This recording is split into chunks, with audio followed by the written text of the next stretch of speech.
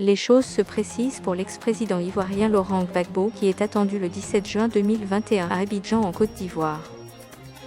Bonjour et bienvenue sur la chaîne.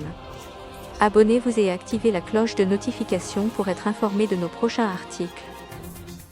Des négociations sur les conditions de ce retour après 10 ans d'absence ont eu lieu ces dernières semaines entre le parti de M. Gbagbo et le gouvernement, qui veut éviter tout débordement au moment de l'accueil que souhaite lui réserver à Abidjan ses partisans par milliers.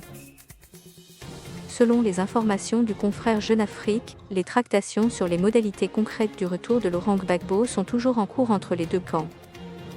Outre la mise à sa disposition d'une équipe de sécurité, d'un cabinet et d'un personnel de maison, il touchera chaque mois environ 17 millions de francs CFA 25 900 € d'allocations viagères et d'indemnités mensuelles pour ses frais de logement, de carburant et de téléphone, révèle Jeune Afrique.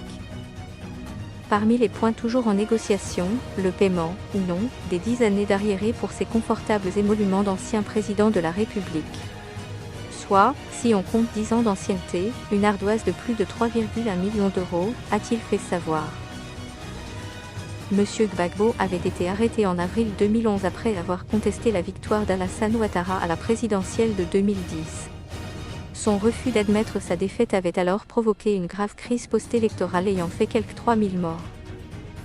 C'est pour ces violences que Monsieur Gbagbo avait d'abord été détenu dans le nord de la Côte d'Ivoire, puis transféré fin 2011 à la Cour pénale internationale, CPI, à La Haye, qu'il a définitivement acquitté de crimes contre l'humanité le 31 mars, à l'issue d'une longue procédure.